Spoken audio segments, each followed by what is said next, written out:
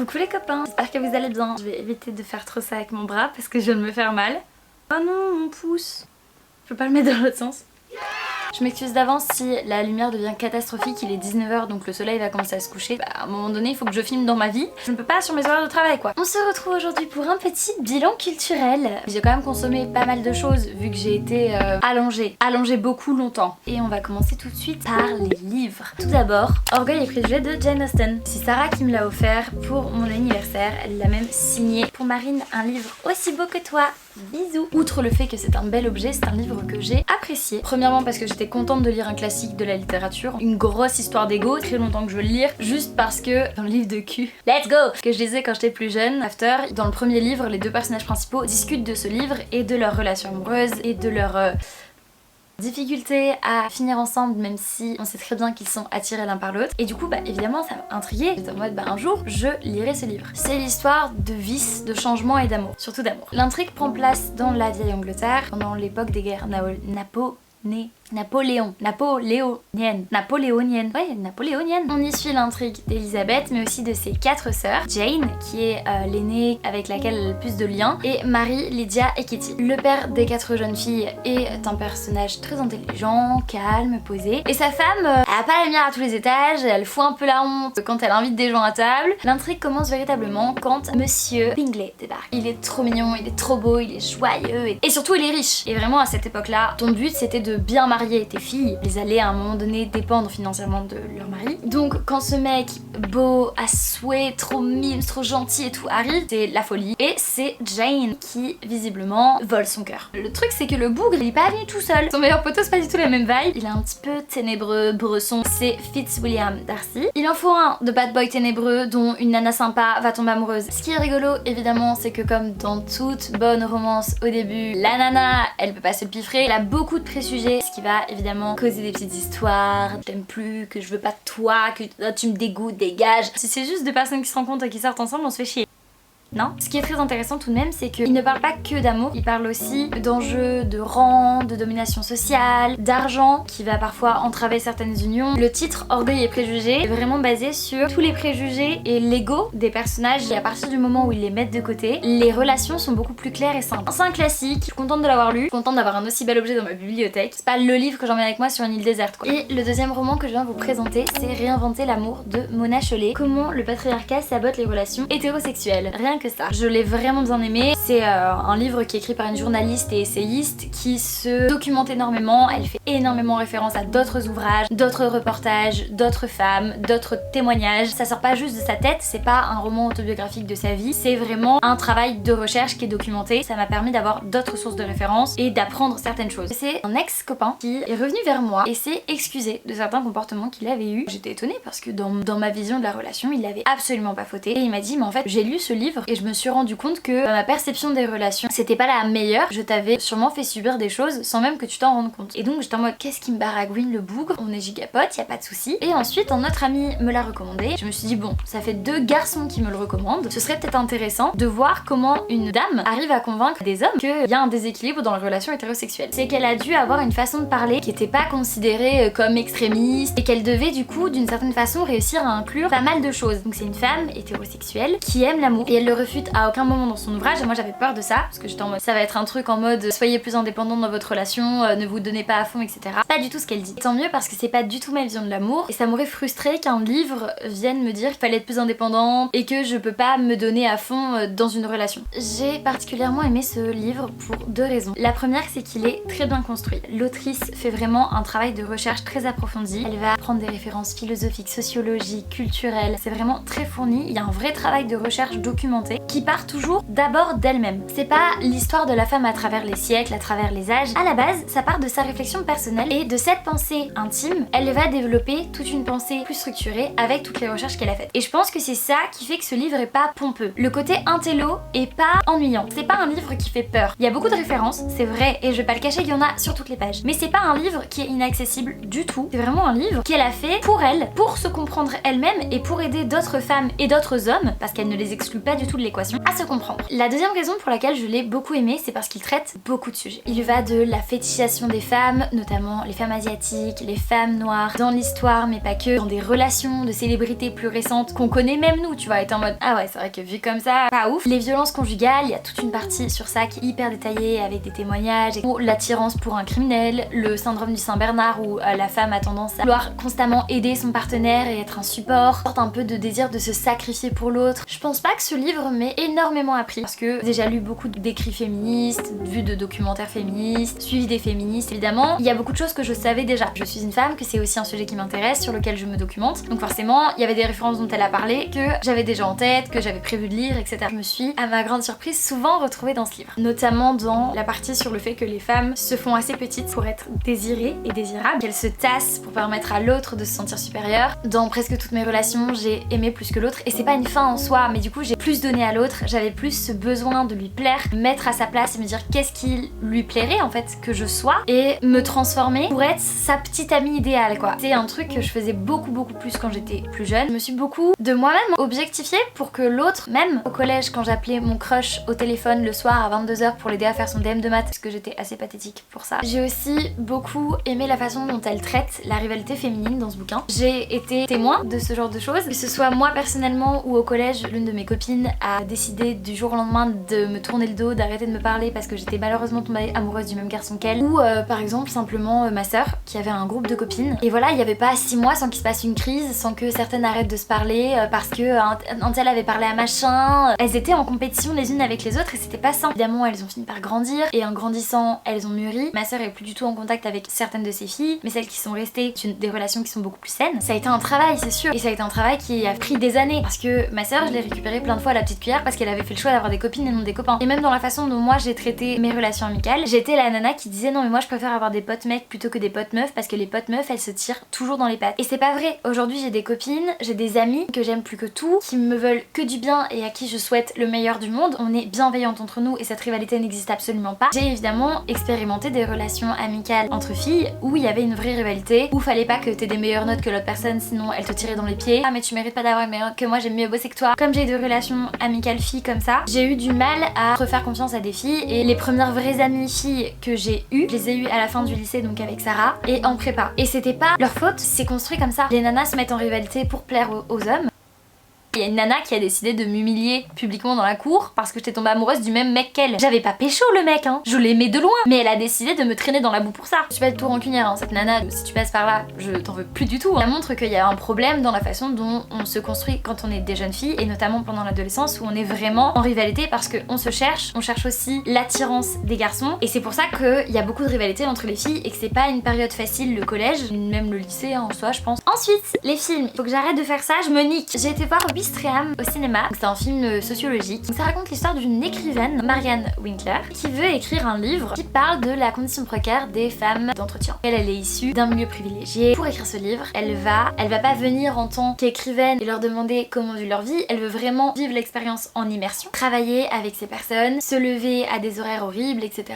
Et c'est vraiment une réalité qui est dure. Elle va être confrontée à la fragilité économique et à l'invisibilité sociale. Son but dans ce travail d'écriture, c'est de rendre visibles les invisibles, qui sont là, qui font le ménage, que tu vois pas, qui se lèvent à des horaires absolument horribles pour que toi, quand t'arrives sur les toilettes, ils aient été bien nettoyés comme il faut, alors que c'est des personnes qui ont des conditions de travail, mais... Et en étant dans cette équipe-là, elle va aussi découvrir l'entraide, la solidarité qui se fait entre ces personnes, et c'est un film que j'ai trouvé très très beau, qui a beaucoup résonné en moi en vrai, parce que ma maman, elle a été agent d'entretien pendant des années. Dans un lycée, elle se plaignait souvent que voilà, c'était dur, qu'elle devait s'occuper de tout un étage en un temps imparti, mais qui était complètement ridiculeusement bas par rapport à la tonne de travail qu'elle avait. Quand elle allait dans une salle de classe, il fallait qu'elle monte elle-même toutes les chaises sur les tables, qu'elle lave, qu'ensuite elle les redescende, que pendant les permanences elle gratte sous les tables les chewing-gums que des enfants absolument ingrats et des petites merdes avaient collés sous les tables. Je suis désolée, c'est devenu hyper personnel d'un coup. Ce film il montre vraiment à quel point ces personnes elles sont méprisées et c'était encore moins facile de le voir dans un cinéma en plein cœur de Paris à Bastille avec des personnes privilégiées dans la salle qui riaient parce qu'ils pensaient que c'était caricatural. Parce que oui, dans des petites villes, passer d'agent d'entretien à vendeuse chez la Brioche Dorée, c'est une promotion et une véritable opportunité. Et quand tu les entends trinquer à ça, bah t'as des gens qui pouffent dans la salle. Mais c'est une vraie réalité et c'est une réalité que les gens d'ici comprennent pas. Oh là là, il fait hyper noir et personne m'a rien dit, punaise, je suis désolée. Après je vous avais prévenu hein, qu'il allait faire noir. Second film, dans la lignée de Orgueil et Préjugés, j'ai regardé Pride and Prejudice, du coup avec Keira Knightley. Il y a eu plusieurs adaptations de ce roman en film et du coup j'ai vu l'adaptation qui date de 2005 et j'ai bien aimé. J'ai beaucoup aimé l'esthétique du film, les différents univers. Après il y avait des plans qui étaient inutilement longs ou juste inutiles. Raccourcissez-moi tout ça, laissez plus de place à l'intrigue plutôt qu'à des plans qui sont juste esthétiques. L'histoire est quand même très dense, du coup ils ont dû faire plein de raccourcis scénaristiques. Si j'avais pas lu le livre, j'aurais pas capté certaines choses. Après il y a aussi des personnages qui ont un peu changé. La sœur de Darcy dans le livre elle est très timide alors que dans le film elle est plus enjouée. Pareil Elisabeth hein, qui est à la base très calme, rationnelle, elle est beaucoup plus joyeuse, elle danse, elle chante, elle vit sa vie. Monsieur Bingley est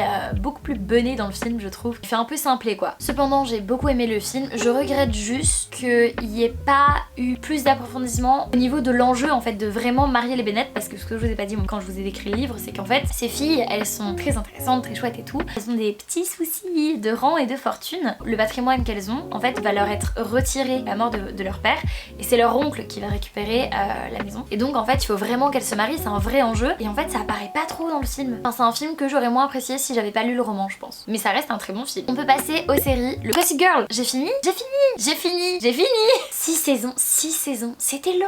J'ai fini plus difficilement et mon point de vue sur certains personnages a un peu évolué. 3 ou 4 saisons auraient été suffisantes. Je trouve que ça a pris de la longueur, que ça se répète, que c'est toujours les mêmes enjeux, c'est toujours les mêmes personnes qui se pécho, qui se repécho. J'ai été vachement déçue de certains tournants, de certaines personnes qui se retrouvent en couple alors que mais elles n'ont rien à voir ensemble. Mais qui s'est dit que c'était une bonne idée scénaristique? Je vous spoil rien si je vous dis qu'évidemment Chuck et Blair finissent ensemble, mais que ça prend mais des plombes. Oh là là, mais Blair, mais elle se marie à d'autres personnes entre temps. Quand vous êtes des âmes sœurs, faut prendre rendez-vous, faut prendre un café, faut parler à un moment donné parce que je n'en peux plus. Il y a des personnages que je ne peux plus me voir. Jenny, t'as l'impression qu'à chaque fois, elle devient une meilleure personne et puis elle replonge en fait. Puis en fait, non, ça reste une petite connasse. C'est incroyable. Elle me casse la tête. Je ne peux plus me la voir. Serena. Non. Il y a des intrigues aussi qui se dénouent à la toute fin mais comme des cheveux sur la soupe. Genre le dernier épisode de la saison 6. Ah mais en fait je t'aimais depuis le début. C'est pas vrai, t'as pécho 8 personnes entre temps. C'était les amours de ta vie, tu les présentes à tes parents. C'est pas vrai, tu me mens. J'ai pas aimé la façon dont ils ont tout wrap up à la fin là. Sur les 2 derniers épisodes ils étaient en mode bon, toutes les intrigues que tous les fans ont toujours voulu, on va les wrap up à ce moment là. Ben non en fait. Si les personnages ont vécu d'autres histoires avec d'autres personnes et que ça leur allait mieux, et bah tant mieux. Pourquoi vouloir absolument finir sur certaines intrigues qui ne font pas sens? Je vais dire un spoiler là. Serena et Dan? Non. La façon dont ils se retrouvent à la toute fin en mode je t'ai un peu toujours aimé. C'est pas vrai! Tu me mens! C'est pas vrai! Arrête! Ça me casse les pieds. Tu sais que Max sont très contents, qu'ils sont en mode non mais c'est le goal depuis le début, ils s'aiment depuis la saison 1 et tout. Qu'est-ce que tu me baragouines? Le Dan il a pécho Blair, la meilleure amie de Serena. Qu'est-ce que tu me baragouines? Si t'aimes vraiment quelqu'un, tu pécho pas sa besta. Bon, j'ai adoré Gossip Girl, voilà, je le dis, j'ai bien aimé. C'est une série qui m'a... Elle m'a attrapé quoi, elle m'a happé. Après, c'est pas la meilleure série de tous les temps. C'est dommage, on reste sur un pouce tiède, alors que ça aurait pu être un pouce en the top. Maintenant, on change de série, je vais vous parler de Normal People. C'est une série que j'ai vue sur France TV, parce qu'elle a été disponible gratuitement. Cette série, elle m'a touchée en plein cœur, les plans sont doux, les personnages sont vraiment attendrissants, t'as vraiment une vraie évolution. Ils sont simples et en même temps, ils sont très profonds. Je trouve que c'est une série qui dépeint à la perfection l'évolution d'une relation. De deux personnes qui tombent amoureux au lycée. C'est une relation qui au début n'est pas très saine. Et puis en fait elle va évoluer jusqu'à l'université. Je trouve qu'elle montre une relation ordinaire dans tout ce qu'elle a d'extraordinaire en fait. Les longues conversations sur la vie, ces petits moments de gêne que t'as quand tu te découvres nu, les silences. Il y a beaucoup de silence dans cette série. Je vous préviens tout de suite, il y a beaucoup de scènes où vous verrez des gens faire l'amour et aussi des gens vraiment nus. Vous verrez un petit pénis. Je trouve que c'est une série qui montre très bien comment une relation fait grandir deux individus. Et là on a quand même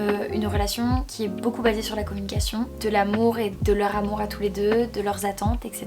Et elle permet de faire naître un équilibre où chacun va trouver sa place. Si vous ne voulez pas savoir la fin, ne m'écoutez plus. J'ai particulièrement aimé la fin. Donc à la fin, ils se séparent parce que le garçon part étudier assez loin et que la jeune fille décide, elle, que le mieux c'est de rester à Dublin. Et c'est une fin que certains trouvent triste parce que c'est vrai qu'on a cette habitude que si une relation fonctionne, les deux personnes vont finir heureux et ayant beaucoup d'enfants. C'est pas forcément le cas. Une belle relation, tu peux grandir avec la personne, t'aimer très fort et puis à un moment donné, c'est plus le moment pour vous deux. Si vous devez vous retrouver, vous vous retrouverez. Et si vous devez pas vous retrouver, au moins vous aurez appris tous les deux de cette relation, vous aurez grandi, vous serez devenus de plus belles personnes. Et c'est ça qui est incroyable et c'est ça qui est génial. Et moi je suis heureuse que la fin est finie comme ça parce qu'une relation c'est aussi l'incertain. Et tu te lances dans quelque chose et t'es pas sûr que ça finira bien. Et ce qui est bien, c'est que cette série, en fait, elle nous dit pas s'ils se retrouveront plus tard ou pas. Et c'est à nous d'imaginer parce que comme dans tout le processus de relation, ils se sont perdus de vue, ils ont eu d'autres personnes, puis ils se sont retrouvés. On peut imaginer que plus tard ils se retrouveront, ou plus tard ils se retrouveront pas, mais ils découvriront une autre personne qui leur conviendra encore mieux. Et je trouve que c'est ça qui est beau dans cette série. Je vous présente, le rythme de la série est assez lent, surtout au début. C'est très douce cette série. Il y a tellement de respect dans les scènes aussi de sexe. Ce qui est bien, c'est qu'il montre aussi cette partie-là des relations. Ensuite, une petite série dont j'avais envie de vous parler, Le Monde Fantastique de Gumball. Je me permets de vous l'évoquer. C'est une série animée. Je ne pouvais pas ne pas me permettre de vous en parler parce qu'elle m'a tenu compagnie pendant l'un des pires week-ends de ma vie et du coup la convalescence qui en a suivi. C'est une série qui est très drôle, très fraîche. C'est des petits épisodes d'une vingtaine de minutes je crois, qui suivent l'aventure du coup de Gumball, qui est un petit chat qui évolue dans une famille avec son papa Richard qui est un gros lapin rose, sa maman Nicole qui est un petit chat bleu, sa petite sœur Anaïs qui est un petit lapin rose et son frère slash meilleur ami slash animaux de compagnie Darwin qui est un poisson rouge avec des pieds. C'est un monde qui est complètement loufoque, les camarades de classe, t'as un T-Rex, le policier c'est un donut, le principal c'est un tape-poil. Gumball est amoureux par exemple de Penny qui est une cacahuète. Donc voilà, il y a plusieurs saisons, elle est sur Netflix avant que ça parte parce que c'est parti le 31 mars. Mais c'est vraiment un super dessin animé à regarder le matin. Le chef de la police c'est genre un bol de KFC, enfin c'est un bol de poulet frit parce que c'est le chef des poulets.